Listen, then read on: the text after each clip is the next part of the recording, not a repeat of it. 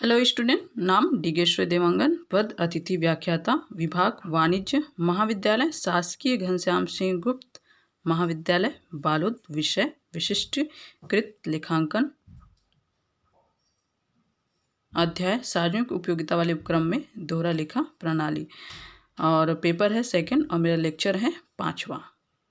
चलिए, अब आप लोगों को दोहरा लेखा प्रणाली के अंतर्गत अंतिम खाते जो हम बनाते हैं, अंतिम खाता बनाने के लिए जो खाता तैयार करते हैं, वो उसको बनाने के लिए मैंने एक एग्जाम्पल लिया है, क्योंकि आपका सब्जेक्ट है प्रैक्टिकल, और जब तक आप प्रैक्टिकल नहीं बनाओगे तब तक आपको समझ में नहीं आएगा, थ्योरी से समझ में आपको नहीं आएगा। तो ये प्रैक्टिकल मैंने लिया है, इसमें आपको सारा चीज़ यानी पूंजी खाता, आगम खाता, शुद्ध आगम खाता और चिट्ठा आपको बन जाएगा। देखिए, मैंने सबसे पहले लिया है, यहाँ पे दिया है भूमि गत वर्ष का, फिर उसका चालू वर्ष का व्यय मशीन, फिर चालू वर्ष का व्यय, फिर मेंस, देनदार रोकड़, विद्युत उत्पादन लागत, वितरण लागत, किराया कर, प्रबंध व्यय, अवचयन, ऋण पत्र पर ब्याज, अंतिम लाभांश, समतांश पूंजी, ऋण पत्र, लेनदार, अवचयन कोष, विद्युत का विक्रय, मीटर का किराया और शुद्ध आगम लेखा।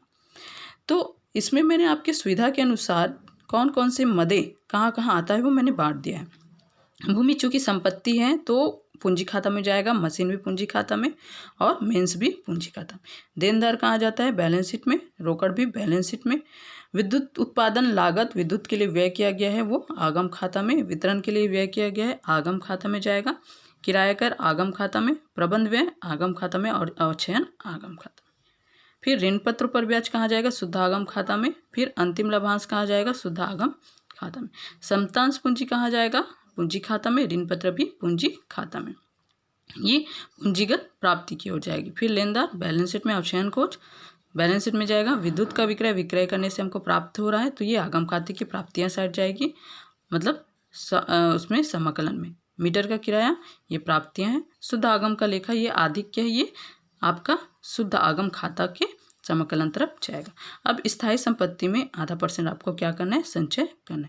तो आइए हम बनाते हैं, हम लाइट एंड पावर कंपनी का क्या बनाते हैं? पूंजी खाता। देखिए, सबसे पहले इसमें पूरे फॉर्मेट है, मैंने लिख दिया है। अब इसमें क्या क्या आएगा हमारे क्वेश्चन के अकॉर्डिंग? भूमि, मशीन और मेंस। यहाँ पे मैंने लिख दिया है भूमि, मशीन और मेंस। अमाउंट भी लिख दिया है, ये जो है चालू वर्ष का, ये गत वर्ष का। फिर इधर क्या आएगा आपके? समतांश पूंजी और ऋण पत्र। आपके क्वेश्चन के अकॉर्डिंग समतांश पूंजी और ऋण पत्र, इसमें मैंने लिख दिया है अमाउंट अब टोटल। अब चूंकि ये विद्युत कंपनी का है इसलिए इसके योग को हम ट्रांसफर करेंगे। ये आ जाएगा आपके संपत्ति पक्ष में, ये जाएगा आपके दायित्व पक्ष में। ठीक है,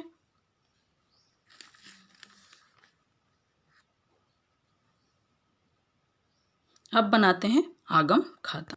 आगम खाता तो जैसे कि हमने क्वेश्चन में हमने बता दिया है कि विद्युत लागत आगम खाता में जाएगा, वितरण लागत, किराया कर, प्रबंध व्यय और अवचयन। तो मैंने यहाँ पे लिख दिया है सारे मदों के यहाँ पे लिख दिया है विद्युत लागत, वितरण लागत, प्रबंध व्यय, अवचयन और किराया कर। और फिर आपकी प्राप्तियाँ कौन कौन सी है? विद्युत का विक्रय और मीटर का किराया। तो यहाँ पे प्राप्ति अब मैंने टोटल कर दिया है। अब आगम खाते का आधिक्य कितना आया है? 23,20,000। अब बनाएंगे हम शुद्ध आगम खाता। उससे पहले हम संचय ले लेते हैं 5.5% जो कि आया है ये। अब शुद्ध आगम खाता 31 मार्च 2004 को समाप्त होने वाले वर्ष के लिए।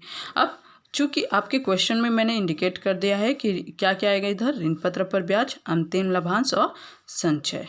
फिर इधर गत वर्ष का आधिक्य आएगा और आगम लेखा का शेष, ये टोटल। और हमारा शुद्ध आगम का कितना आ गया शेष?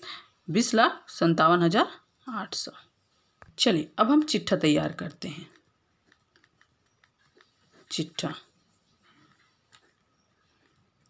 31 मार्च 2004 को समाप्त होने वाले वर्ष के लिए, वर्ष का।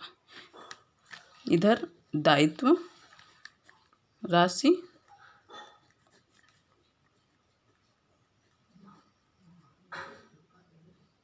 संपत्ति और राशि। चलिए अब हम चिट्ठा तैयार करेंगे। तो दायित्व पक्ष में सबसे पहले आप लोगे पूंजी खाता का योग।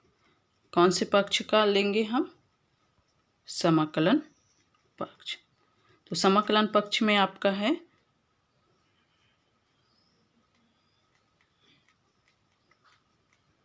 ये। फिर उसके बाद पूंजी खाता के बाद आपका आएगा लेनदार 40,000। फिर आपका आएगा और चयन कोष,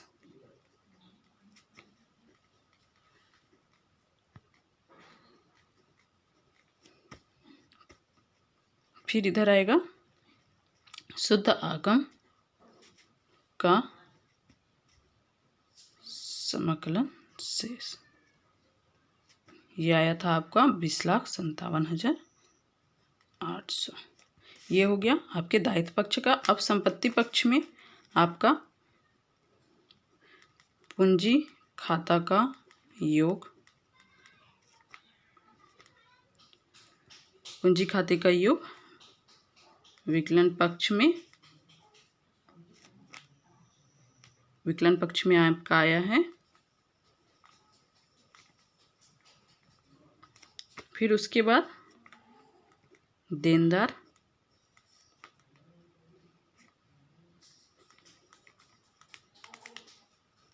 फिर उसके बाद आएगा आपका रोकड़। सारा चीज़ आपके क्वेश्चन में इंडिकेट कर दिया है। अब हम इसका कर देंगे टोटल। चलिए इसमें एक और चीज़ है संचय, और उसके बाद ये हमारा आ गया टोटल। संपत्ति का टोटल हमेशा सेम होना, चिट्ठे का जो है टोटल हमेशा सेम होना चाहिए। ये थैंक यू।